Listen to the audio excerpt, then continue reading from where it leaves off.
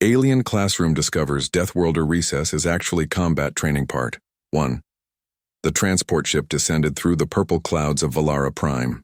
Inside, 5 human children pressed their faces against the window, eyes wide with wonder. The planet below sparkled like a giant jewel, covered in crystal structures that caught the light of 3 distant suns. Minho gripped the armrest of his seat. At 12 years old, he had never imagined leaving Earth, let alone traveling to another planet. Beside him, Gina bounced excitedly despite the safety harness holding her in place. Her energy never seemed to run out even after the long journey through space. Look at that building. Taiho pointed at a massive tower that twisted into the sky like a frozen whirlpool. He was usually quiet, but even he couldn't contain his amazement. Hana leaned over to see better, her quick eyes taking in every detail. "I wonder what the other students will be like," she said. The pictures showed so many different species. Little Doyen, the youngest at only 10 years old, wiggled in his seat. "I hope they have a playground," he whispered. "I'm tired of sitting." The ship landed with a soft bump. A voice came through the speakers, but it wasn't in any human language. A moment later, the translation device in the cabin beeped and they heard, "Welcome to Velaran Academy. Please exit slowly.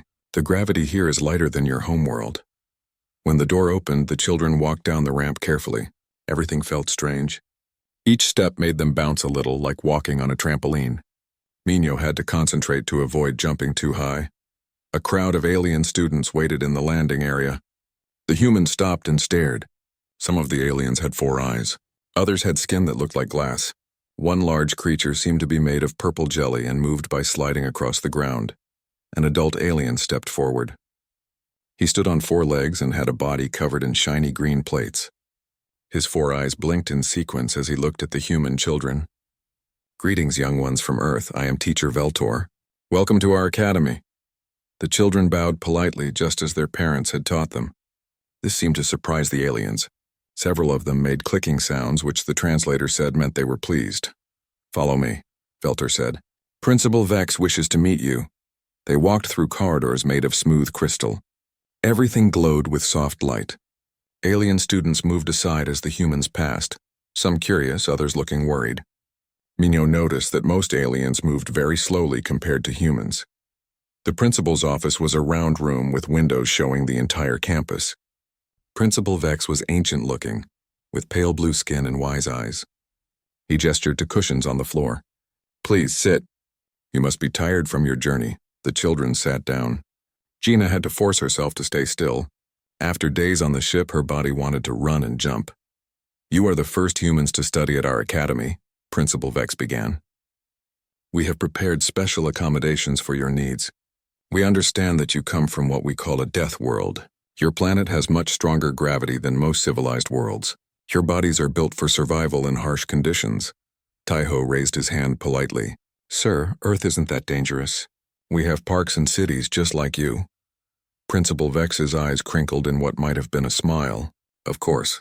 But compared to most worlds in the galaxy, Earth is quite extreme. Your bones are much denser than ours. Your muscles are much stronger. Even your blood carries oxygen more efficiently. These are adaptations to your difficult home world." Hana tilted her head. "Are we really that different?" "Let me show you," Veltor said. He picked up a small cube from the principal's desk. "This weighs 1 standard unit. For most students, it requires effort to lift." He handed it to Minho. Minho took the cube. It felt light, like holding a book. He lifted it easily with 1 hand. "It's not heavy at all." "Exactly," Principal Vex said. "What is light work for you would strain most of our students. This is why we must be careful. We don't want any accidents." The first day of classes felt long. The human children sat in a classroom with 20 alien students. The desks were sized for different body types. Minho sat at a reinforced desk made of metal instead of crystal like the others. The math lesson was confusing.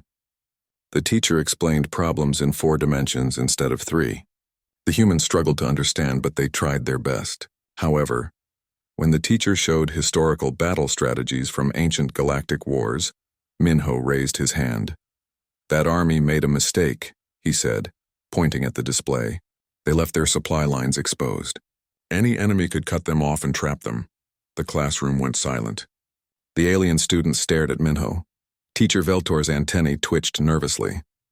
You analyzed a military strategy? At your age? It's just common sense, Minho said, confused by the reaction. We study history on Earth too. A crystalline student named Quillix made a ringing sound, which the translator interpreted as distress. He thinks about war tactics naturally. That's terrifying. I'm not terrifying, Minho protested. It's just interesting. As the morning went on, Veltor noticed something odd. The human children couldn't sit still. After only 2 hours, they began to fidget. Gina kept stretching her arms. Tejo cracked his knuckles, making several aliens jump at the popping sound. Doyen's leg bounced under his desk. During the break, the aliens went to a quiet meditation room. The humans followed but found it boring. They had to sit still and think peaceful thoughts for 20 minutes. By the end, Gina looked ready to explode. That evening, Veltor went to Principal Vex's office with a concern. The human children seem uncomfortable. They appear to need more physical activity than our students. I researched their culture files. He activated a screen showing his findings. Earth schools have something called recess. According to the translation, it means a supervised recreational combat period for youth conditioning. Principal Vex leaned forward. Combat for children? The database shows various activities. There's tag, which appears to be predator-prey training. Jump rope seems to be entanglement evasion practice. And something called dodgeball that trains young humans to dodge projectile attacks while learning to throw accurately at moving targets. They watched video footage from an Earth playground. To them, it looked chaotic and dangerous. Children ran at high speeds, colliding with each other. They climbed tall structures without safety equipment. They played games that involved impact and force. This is how they raise their young? Veltor whispered. Through constant physical testing and combat simulation? It explains their capabilities, Principal Vex said slowly. They don't just survive on a death world. They train from childhood to be even stronger. No wonder they're so physically powerful. What should we do? The human children are clearly uncomfortable without their training period. I could see it today. They need to move, to test themselves physically. It must be biological. Principal Vex thought for a long moment. We must provide for their needs. We'll designate the meditation garden as a human activity zone. They can have their recess time there. But we'll need safety barriers to protect our other students from accidentally wandering too close during their combat training. Should we inform the human children? Felter asked. Yes, tomorrow we'll tell them they can have their recess. I'm sure they'll be happy to maintain their training schedule. The next morning, Principal Vex made an announcement to the human children. We understand that your species requires regular physical activity for health. We have prepared a space for your recess time. The children's faces lit up with joy. Really? Gina practically shouted. We can play outside? Yes, every day after morning classes, you'll have 1 hour in the designated area. The humans cheered. They had no idea that the entire alien school was preparing for what they thought would be a display of Deathworld combat training. Safety teams were put on alert. Medical staff reviewed human anatomy files. The meditation garden was marked with warning barriers. As the children left the principal's office, chattering excitedly about playing tag and kickball, the aliens watched them go with a mixture of respect and fear. These small beings from Earth, so friendly and polite, were apparently trained warriors from childhood. Tomorrow would be their first recess. The whole school would be watching. Part 2. The morning classes felt even longer than usual. The human children kept glancing at the clock on the wall, counting down the minutes until recess. Gina tapped her pencil against her desk until Veltor gently asked her to stop. The sound made the crystalline students vibrate uncomfortably. Finally, the clock chimed. Time for recess, Veltor announced. Human students, please follow me to your designated activity area. The 5 children jumped up from their desks. Several alien students flinched at the sudden movement. Minho, Gina, Tejo, Hana, and Doyun followed their teacher through the crystal corridors, practically bouncing with excitement. When they reached the meditation garden, they stopped in surprise. The beautiful area with its soft grass and flowering plants was now surrounded by bright yellow barriers. Signs in multiple languages warned other students to keep a safe distance. A group of alien students and teachers had gathered beyond the barriers, watching from what they clearly thought was a safe distance. Why are there barriers? Hana asked, confused. For safety, Veltor explained. We don't want anyone to accidentally interrupt your training. I mean, your recess time." The children shrugged and walked past the barriers. The grass felt soft under their feet. After being cooped up in classrooms, they were ready to play. "Let's play tag," Minho suggested. "I'll be at first." "What's tag?" asked Quillix from beyond the barrier. The crystalline student's curiosity overcame his fear. "It's easy," Gina called back. "One person is it and chases the others. If they touch you, you become it." To the aliens, this sounded exactly like predator-prey training. Their understanding was about to get much worse. "Ready?" Minho called out. "Go!" The 4 other children scattered and Minho took off running. The aliens watching gasped. They had never seen anything move so fast on 2 legs. Minho's feet barely touched the ground as he sprinted across the garden. His speed was terrifying to creatures who moved slowly and carefully. Gina squealed with laughter, running in a zigzag pattern. Doyun, despite being the smallest, moved with surprising speed. Taiho's longer legs helped him leap over a small bush. Hana dodged behind a tree, then sprinted away when Minho got close. Behind the barrier, several alien students fainted. Others made distress calls in their native languages. A flying student named Neela's wings trembled so hard she could barely stay airborne. "They're so fast," whispered Thrumba, the large slug-like student. His eye stalks were fully extended, watching everything. Unlike the others, he didn't seem scared, just deeply interested. Minho caught up to Taiho and tagged his shoulder. "You're—" Taiho immediately spun around and chased after Hana. She shrieked and ran faster, her hair flying behind her. When Taiho got close, he reached out and grabbed her arm.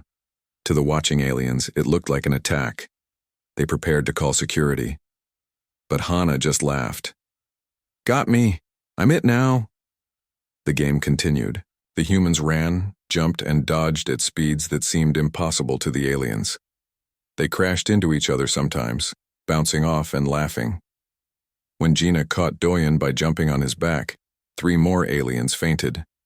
Teacher Veltor recorded everything on a holographic device, his eyes wide with amazement. "Note," he whispered into the recorder. "Human juveniles engage in high-speed pursuit training with obvious enjoyment. They practice tackle maneuvers and collision resistance. Their stamina appears unlimited. They've been running at maximum speed for 10 minutes without slowing down." After 15 minutes of tag, Doyen tripped over his own feet and fell. He hit the ground hard, rolled once, and stopped. His knee was scraped and bleeding slightly. Doyen sat up and started crying. It wasn't a loud cry, just small tears running down his face. The alien medical team rushed into action. They activated emergency containment fields and ran toward the barrier. "Catastrophic injury," one of them shouted. "Prepare emergency medical transport." But before they could enter the play area, Doyun wiped his tears and stood up. He looked at his knee where a small amount of blood trickled down. "I'm okay," he called out. "It's just a scrape." He brushed dirt off his clothes and ran back to join the game. The medical team stopped in their tracks, confused. "The injury, it's nothing," one medic said. But he fell from standing height onto hard ground. The impact force should have fractured multiple bones. He bled, another medic pointed out. Internal fluids are escaping his body, but he continues the combat exercise. Veltor added this to his notes. "Human pain tolerance is remarkable. Minor injuries that would hospitalize most species are considered insignificant. The juvenile expressed brief distress, then continued training immediately." The game of tag continued for another 20 minutes. By the end, all 5 humans were sweating, panting, and grinning widely. They collapsed onto the grass, lying on their backs and looking up at the sky. "That was fun," Gina said between breaths. "Can we play dodgeball tomorrow?" "What's dodgeball?" Veltor asked from behind the barrier. Minho sat up, excited to explain. "You split into 2 teams. Then you throw balls at each other. If a ball hits you, you're out. The last team with players wins." The translator struggled with this concept. What came out in Galactic Common was organized projectile combat training with elimination protocols and impact resistance conditioning. Principal Vex, who had arrived to observe, made a strangled sound. "You throw objects at each other? On purpose?" Yeah, it's really fun, Doyen said. The balls are soft, so nobody gets hurt. Soft by human standards, Veltor whispered to the principal. Which means they would probably be dangerous weapons to most species. We'll provide appropriate equipment, Principal Vex said carefully. Return to your afternoon classes now, children. Well done on your training. That evening, Veltor called an emergency meeting with other teachers. He showed them the footage of human recess. The room fell silent as they watched children running, colliding, falling, and laughing. This is normal for them? Asked a teacher from the water-dwelling Aquari species. This violence? They don't see it as violence, Veltor explained. To them this is play, recreation. They enjoy testing their physical limits. Thrumba, who had asked to attend the meeting, raised a tentacle. I've been researching human culture. I think we're misunderstanding something important. What do you mean? Principal Vex asked. Look at how they help each other, Thrumba said, using his tentacle to point at the screen. When the small one fell, the others stopped to check on him. When they collide, they laugh together. This isn't combat training. It's something else. Something social. But the translation clearly says, Veltor started.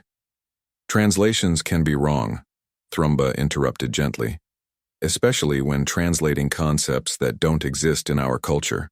Maybe humans don't have a word for what they're doing because to them, it's just normal childhood. The teachers considered this. It was an interesting theory, but the evidence seemed clear. Humans were Deathworlders. Their play was more intense than most species' combat training. The next day, the school prepared for dodgeball. The equipment, team provided soft foam balls, the kind used for gentle meditation exercises. To them, these balls were so soft they could barely be felt. To the humans, they would feel like marshmallows. When recess came, the children were thrilled to see a bag of balls waiting in the play area. Minho picked one up and squeezed it. These are really soft, he said, but they'll work. They divided into two teams, Minho and Hana versus Gina, Teho, and Doyun. The larger team gave up one player to make it fair. The aliens watched from their safe distance as the humans explained the rules to each other and drew a line in the grass with a stick. Ready? Minho called out. Go! Balls flew through the air. Even though the humans were throwing gently, the speed and accuracy shocked the watching aliens. Gina caught a ball thrown by Hana and immediately threw it back. Doyen dodged 3 balls. In quick succession, his small size making him hard to hit. When a ball hit Taiho in the leg, he laughed and walked to the sideline. Good throw, Minho. To the aliens, it looked like projectile warfare. The humans moved with strategy, communicating with shouts and gestures. They dove to catch balls, rolled to avoid them, and threw with surprising precision. Neela, the avian student, watched with her head tilted. They're having fun, she observed. Look at their faces. They're smiling. Deathworlders probably smile when facing danger, another student suggested. It's probably an intimidation display. But Thrumba disagreed quietly. He was making careful notes documenting not just what the humans did, but how they did it. The rules they followed. The fairness they insisted on. The way they celebrated both good throws and good catches, regardless of which team made them. The game ended when Minho caught a ball thrown by Doyun, eliminating the last player on the other team. Both teams cheered and high-fived each other. Good game, they called out to each other, then flopped down on the grass to rest. Veltor approached cautiously. Did you enjoy your combat? Your recess? It was great, Gina said. Tomorrow can we play Red Rover? Veltor went pale, which was impressive for someone with green skin. He had looked up Red Rover in the database. The translation described it as a linear breaching exercise where individuals attempt to break through linked defensive formations using momentum and force. I'll check if that's possible, he said weakly, as the humans headed back to class happy and energized. Part 3 on the third day, Hana raised her hand in morning class. Teacher Veltor, can we play Red Rover at recess today? The classroom went silent. Every alien student turned to stare at the humans. Veltor's antennae drooped slightly as he consulted his tablet. The translation matrix had worked overtime on this request and the result was alarming. You wish to perform a breaching drill? He asked carefully. Where you run at high speed and attempt to break through a living barrier formed by your teammates. Yes, Doyen said excitedly. It's fun. 2 lines of people hold hands and someone tries to run through. Quillix, the crystalline student, made a sound like wind chimes in a storm. They want to collide with each other intentionally? While running at full speed. That's the game, Minho explained, not understanding why everyone looked so worried. During lunch, Principal Vex held an emergency meeting. The humans are escalating their training intensity. This Red Rover involves deliberate high-speed collisions. Should we allow this? We must, Veltor argued. We committed to meeting their physiological needs. Denying them could harm their health. Humans clearly require regular impact and stress to maintain their Deathworld conditioning.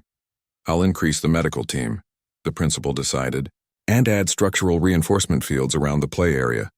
If humans collide at running speed, the impact force could damage the garden. When recess arrived, the 5 humans found their play area surrounded by twice as many observers as before.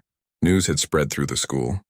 Even senior students had come to watch the Deathworlder children's advanced combat drill. The humans held hands in 2 lines, 3 on one side and 2 on the other. They were laughing and joking, completely unaware of the tension in their audience. Red Rover, send Gina right over, Minho's team chanted. Gina let go of Taiho's hand and ran. She picked up speed, her feet pounding the grass. The aliens watched in horror as she approached the other line at what seemed like impossible velocity. At the last second, she aimed for the joined hands of Minho and Hana. She hit their linked arms with her full momentum. The impact made a slapping sound that echoed across the garden. For a moment, nothing happened. Then Minho and Hana's hands separated and Gina broke through. Yes, she shouted, pumping her fist in the air. Behind the barriers, several aliens had covered their eyes. Those who watched couldn't believe the humans were still standing. That kind of impact should have injured everyone involved, but the humans just laughed and reformed their lines.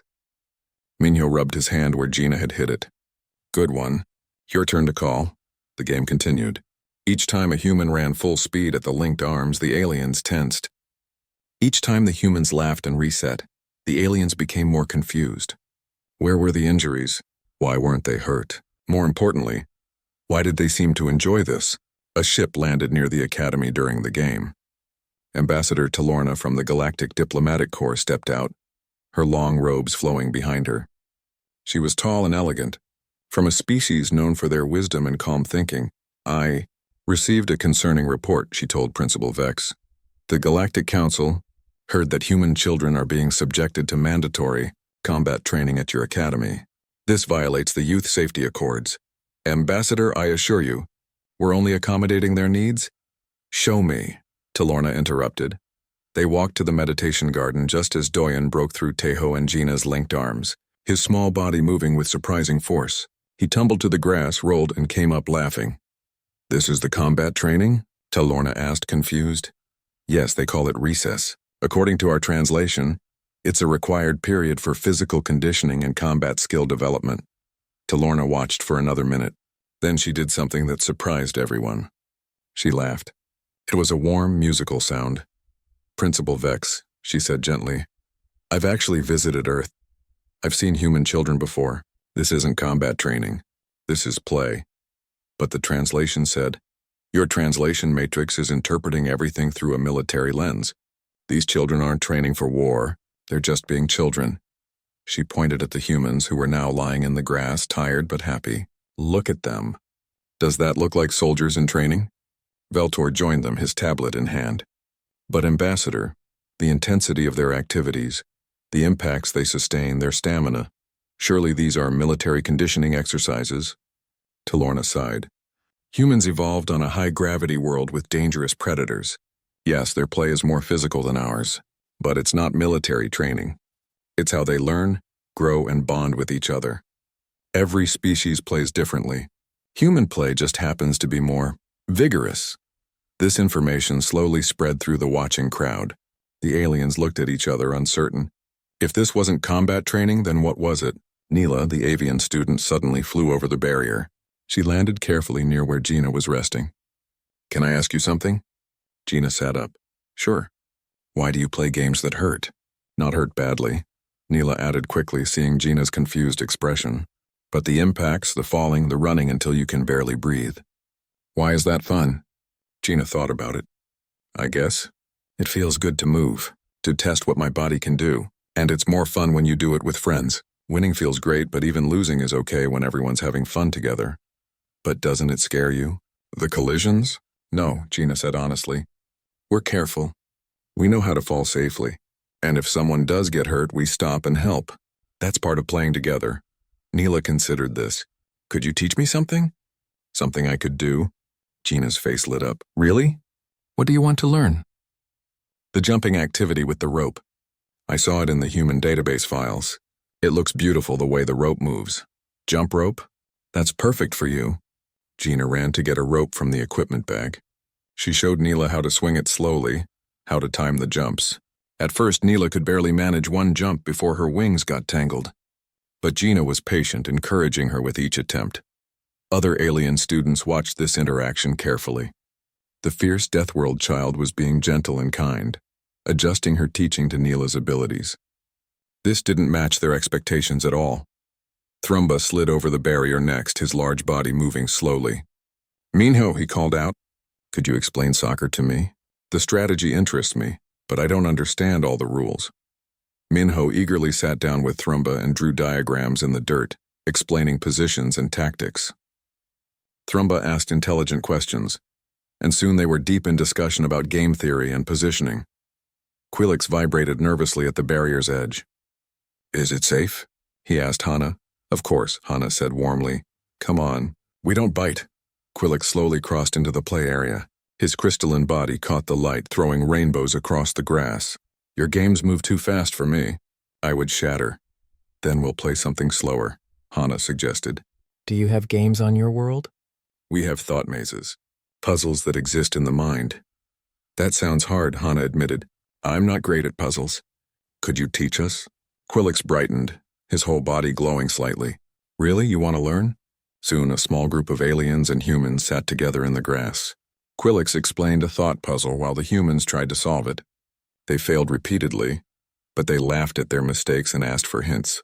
The aliens were surprised by how difficult the humans found it. You're so strong physically, Quillix said, but thinking in multiple dimensions is hard for you? Everyone's good at different things, Taiho said with a shrug. You're way smarter than us at this. We're just better at running and jumping. This simple statement seemed to shift something in the watching aliens' understanding. Different strengths. Not superior or inferior, just different. Principal Vex watched this scene with wonder. Humans and aliens playing and learning together. He turned to Ambassador Talorna. I've been a fool. We were so afraid of their differences that we didn't see their similarities. It's a common mistake, Talorna said kindly.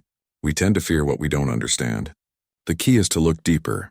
By the end of recess, Neela had successfully jumped rope 3 times in a row. Quillix had stumped all 5 humans with a particularly difficult puzzle. And Thrumba had recorded pages of notes about soccer strategy. As the children headed back to class, human and alien students walked together, talking and laughing. The barriers around the play area suddenly seemed silly. That evening, Veltor revised his reports. Instead of combat training observations, he titled it Cross-Species Recreational Activities. He documented not just what the humans did, but what it meant. The social bonding, the mutual respect, the way play broke down fear and built friendship. Tomorrow, Principal Vex announced to the school, we're implementing a new program. Any student who wishes may join the humans during recess. We'll adapt activities so everyone can participate safely. Different species, different abilities, but shared fun. When the humans heard this news, they cheered. Minho immediately started thinking of games that would work for different body types. Gina wondered if they could use the low-gravity fields to help students who couldn't run fast. Hana suggested teaching meditation to other species so they could share both active and quiet activities. The next morning, when recess came, the barrier was gone. In its place was an open invitation. Part 4 teacher Veltor couldn't sleep. He lay in his rest chamber, his 4 eyes open in the darkness, thinking about what he'd witnessed over the past week. The human children had changed everything he thought he knew about play, learning, and even fear itself. He got up and went to his study, pulling up research files on Earth's evolutionary history. What he read fascinated him. Humans descended from persistence hunters who chased prey for hours, from social primates who wrestled and played to learn their place in the group. Human children didn't play fight despite being dangerous. They played rough because their ancestors needed to learn these skills to survive. But here was the important part. They used these games to build friendships, not to establish dominance. The roughness was paired with rules, with fairness, with laughter. It was controlled chaos, beautiful in its own way. Veltor made a note in his journal. Human play is not separate from their nature. It is fundamental to it. They seek intensity not for combat but for joy. The next morning during recess, Taiho did something that amazed everyone. A decorative sculpture stood in the corner of the play area, about 4 meters tall with crystal branches. Taiho looked at it, then started climbing. His fingers found tiny holds in the crystal. His feet balanced on narrow edges. He moved upward with confidence, his body knowing instinctively how to shift his weight. Within a minute, he was at the top, sitting on a branch and waving down at the shocked students below. "Get down from there," Veltor called out, worried. "You could fall." "I'm fine," Taiho called back. "The view is amazing. You can see the whole campus from here." Thrumba slid over to the base of the sculpture. His eye stalks extended upward. "How did you do that?" "We would need climbing equipment and safety harnesses." "Humans are good at climbing," Taiho explained, starting to climb down. "Our fingers and toes can grip well and we have good balance. It's natural for us." As he climbed down, Thrumba noticed something. "You're being careful. You test each hold before putting weight on it. You're not being reckless." "Of course not," Taiho said, reaching the ground safely. "Climbing is fun, but you have to be smart about it. My mom taught me." "Wait," Thrumba said slowly. "Your parents teach you these dangerous activities?" "They're not dangerous if you do them right," Taiho explained. "That's why we learn as kids, so we know how to be safe." Later, Thrumba asked Taiho to help him reach a high observation point where a rare crystal formation could be seen. Taiho climbed up and carefully took holographic pictures for Thrumba, describing what he saw. This act of kindness touched many alien students. The strong human used his abilities to help, not to show off. Word of this spread quickly. The humans weren't just physically powerful, they were generous with their strength. In class, the alien students presented their rest period activities to the humans. It was only fair since the humans had shared their recess games. The presentations revealed a whole new world. Quilix demonstrated the Quarren thought maze, a mental puzzle that existed in multiple dimensions simultaneously. You had to hold complex patterns in your mind while manipulating them according to rules that seemed to shift and change. Doyen tried it and lasted about 30 seconds before his brain felt tired. "That's really hard," he admitted. "How long can you do this?" "Hours," Quilix said modestly. "It's relaxing for us. Like your running is for you." Neela showed them Scythe One singing, where her people used their wings to create musical patterns in the air. The sounds were hauntingly beautiful. Gina watched with wonder, realizing that her own loud energy was just one way to express joy. There were quieter ways that were equally valid. Thrumba's people practiced slow thinking, a form of meditation where they decreased their perception of time. A minute could feel like an hour, allowing deep contemplation. When Minho tried it, he couldn't sit still for more than 5 minutes. "You think so fast," Thrumba observed. "Your thoughts jump from place to place like you jump around physically." "Is that bad?" Minho asked. "No, just different. My people think slowly and deeply. Your people think quickly and broadly. Both have value." These exchanges taught the humans humility. They weren't superior because they were strong. Every species had their own strengths. The aliens' patience, intelligence, and unique abilities were just as impressive as human physical skills. One day, a group of older students from the Advanced Academy approached the humans. Their leader, a tall alien named Corvus from a species called the Zentari, spoke formally. "We wish to issue a challenge," Corvus said. "A competition between our teams. Hybrid events that test both physical and mental abilities." Principal Vex immediately worried. "Corvus, I don't think—" "Please, Principal," Corvus interrupted respectfully. "We're not afraid anymore. We want to test ourselves against the Deathworlders, to see what we can do. Isn't that what growth is about?" "The humans taught us that." Minho looked at his friends, then nodded. "We accept. But let's make it fun for everyone. Not just about winning." "Agreed," Corvus said, and the two groups shook hands, or tentacles or wings depending on anatomy. The competition was scheduled for the following week. It would have 5 events: an obstacle course, a puzzle challenge, a team relay, a strategy game, and a creative project. Each event would require different skills. The week of preparation was exciting. Humans and aliens trained together, sharing techniques. Gina showed Neela how to move more confidently. Quillix taught Hana advanced logic patterns. Thrumba and Tejo worked on strategy together. The barriers between species continued to dissolve. Competition day arrived with the whole school watching. The first event was the obstacle course. It had physical sections for strength and speed, but also gravitational puzzles that required thinking in multiple dimensions. The humans blazed through the physical parts. Minho swung across bars like a monkey. Gina climbed a wall without using the handholds. But when they reached the gravity puzzles, they struggled. The aliens glided through these sections easily, understanding instinctively how to navigate 4-dimensional space. The alien team won the obstacle course by 2 minutes. The humans cheered for them genuinely, impressed by their skills.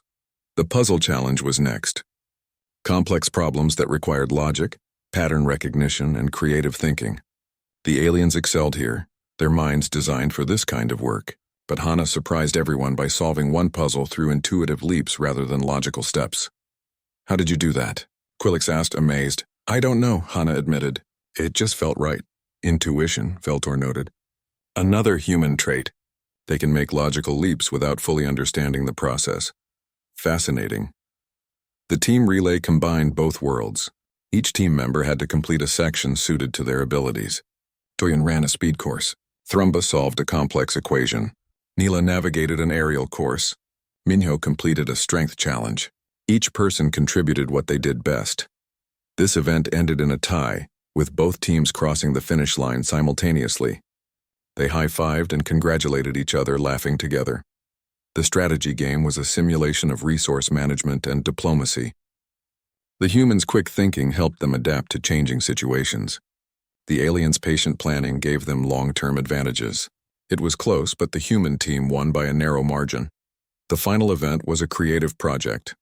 Create something together that represents unity between species. Both teams worked side by side, humans and aliens collaborating. They built a sculpture using crystal, metal, and organic materials, shaped like hands and wings and tentacles, all reaching toward a common center. The judges declared this event a tie as well, saying both sculptures were equally beautiful in different ways. The final score was close enough that everyone felt good about their performance. More importantly, the competition had achieved something unexpected. The aliens had pushed themselves physically beyond what they thought possible. The humans had been humbled by challenges that strength couldn't solve. Everyone learned something. At the award ceremony, Corvus shook Minho's hand. "You're not as scary as we thought," he said with a smile. "You're tougher than you think," Minho replied. "We couldn't have beaten you without trying our hardest." Principal Vex gave a speech to all the students. "Today we learned that strength comes in many forms. Physical power, mental acuity, emotional wisdom. Every being has value. Every species has gifts to share. This is the future of our galaxy, not separated by fear, but united by respect." The students cheered, human and alien voices mixing together. They had started as separate groups, viewing each other with suspicion. Now they were simply students learning from each other. That evening, as the 3 suns set over Valara Prime, the human children sat with their alien friends in the play area. They weren't playing games anymore, just talking and enjoying each other's company. "I'm glad we came here," Gina said softly. "I was scared at first. Everything was so different." "We were scared too," Quillix admitted. "We thought you would be like warriors, aggressive and dangerous. But you're just kids," Neela added. "Like us. You just express it differently." Thrumba raised a tentacle thoughtfully. "I don't think we're that different, really. We all want friends. We all want to learn and grow. We all want to be understood. Those desires don't change based on how many legs you have or how strong your bones are." The children sat in comfortable silence. Part 5, 3 weeks into the exchange program, something happened that no one expected. During a friendly soccer match on the playfield, Minho went for the ball at the same time as Taiho. Their feet tangled together, and Minho fell hard. He tried to stand up, then sat back down with a hiss of pain. "My ankle," he said, his face scrunched up. "I think I twisted it." The alien students who had been playing nearby froze in panic. After weeks of seeing humans bounce back from everything, they didn't know what to do when one was actually hurt. But Hana moved calmly to Minho's side. "Don't try to stand. Let me see." She gently touched his ankle, which was already starting to swell. "Yeah, that's twisted. We need to get you to medical." Tejo and Gina helped support Minho as he hopped on one foot toward the medical center. The aliens followed at a distance, worried and confused. "Should we call emergency services?" Veltor asked, hurrying alongside them. "No, it's just a sprain," Hana explained. "It hurts a lot, but it'll heal. He needs ice, elevation, and rest." At the medical center, the alien doctors examined Minho's ankle with fascination. "The ligaments are stretched," one doctor said, "but not torn. Still, the pain must be significant." "Yeah, it hurts," Minho admitted, wincing. "But I'll be okay." "How long until I can play again?" "Play?" The doctor's eye stalks recoiled in shock. "You want to return to those activities after this injury?" "Well, yeah. Once it heals." Minho looked confused by the question. "It's just a twisted ankle. They heal in a few weeks usually." The medical team exchanged glances. They had reviewed human healing capabilities in their database, but seeing it was different. Over the next days, they watched in amazement as Minho's ankle swelled, bruised in spectacular colors, then gradually improved. The human body repaired itself with efficiency that seemed almost impossible. The alien students visited Minho during his recovery. They brought gifts and stories to cheer him up. Quillix even taught him an advanced thought maze to keep his mind busy while his body healed. "You're not sad about being hurt?" Neela asked one day. "I mean, it's annoying," Minho said. "I want to play soccer, but injuries happen sometimes. It's part of doing physical stuff. You can't live in fear of getting hurt, or you'd never do anything fun." This philosophy was difficult for most aliens to understand. They avoided physical risk whenever possible, but they were beginning to see the human perspective. The joy of activity was worth the small risk of injury. The injury had an unexpected positive effect. The alien students saw that humans weren't indestructible. They could be hurt. They felt pain like everyone else. This made them seem more relatable, less like invincible warriors. When Minho returned to activities 2 weeks later, wearing a supportive wrap on his ankle, the aliens cheered for him. He played carefully at first, but gradually returned to full speed. His body had healed remarkably fast. As the semester continued, the cultural exchange deepened in beautiful ways. The humans asked to learn alien activities, genuinely interested in trying new things. Gina discovered she loved Valaran crystal singing meditation. The vibrations of the crystals calmed her usually endless energy. She spent recess time learning the complex patterns, sitting still for longer than she ever had before. Tejo became surprisingly good at Thrumian slow thinking. He found that when he forced himself to slow down, his thoughts became clearer and deeper. Thrumba was pleased to have a student who appreciated his people's ways. Hana excelled at Quilix's thought mazes, her quick human intuition finding solutions that pure logic sometimes missed. She and Quilix became close friends, often spending lunch periods working through puzzles together. Doyen learned wind singing from Neela.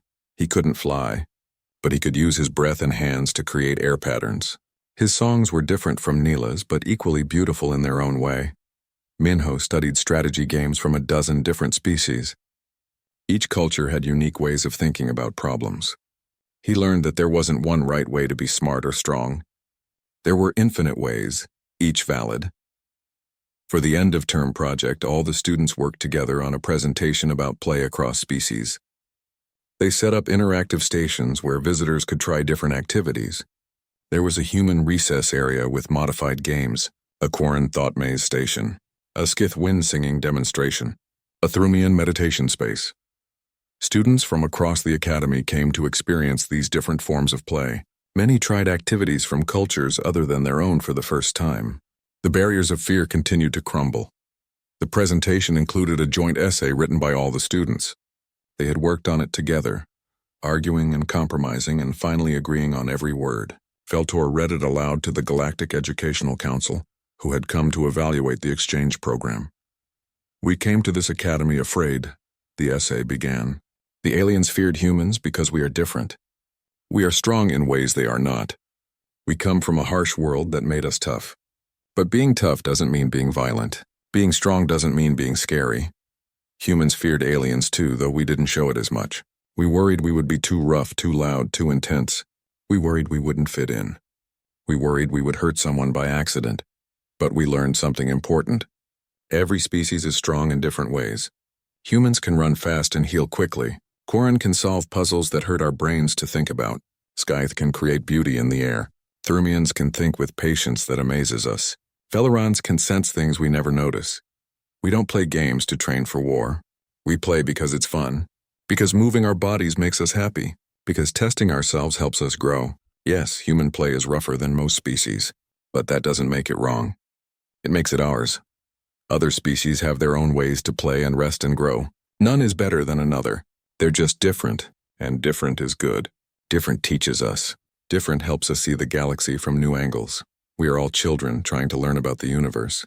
We make mistakes. We fall down. We help each other up.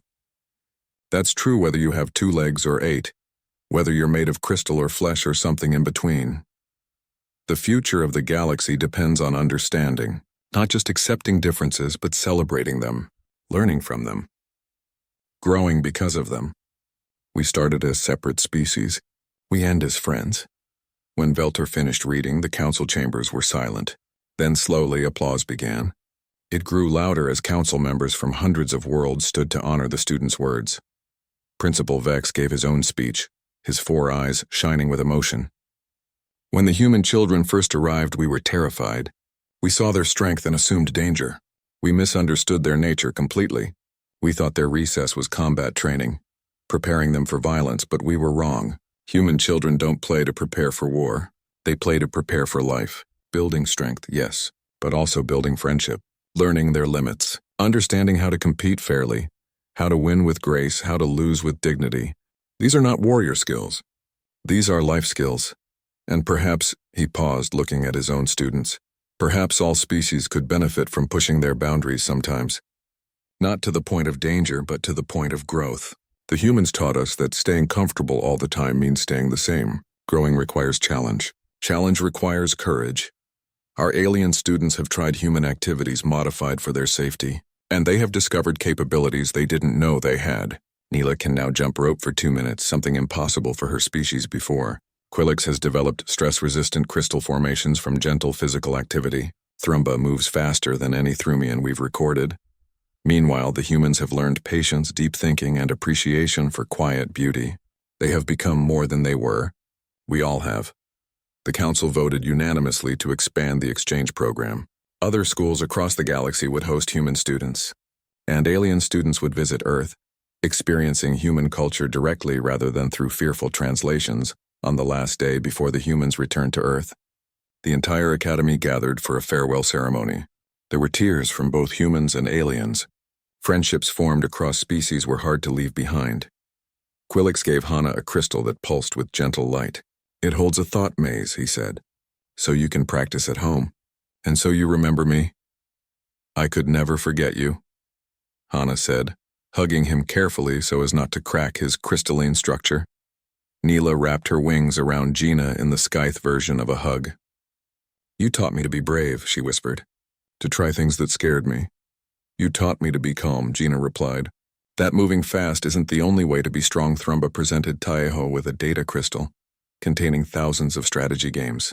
"From my personal collection," he said. "Study them. Then beat me next time we meet, deal." Taeho promised Corvus and the other older students had created a trophy for the humans. It was shaped like 5 figures holding hands, each representing one of the human children. The inscription read, "To the students who taught us that different means wonderful," Minho accepted it on behalf of his friends, his voice thick with emotion. "We'll treasure this forever. You guys changed us too.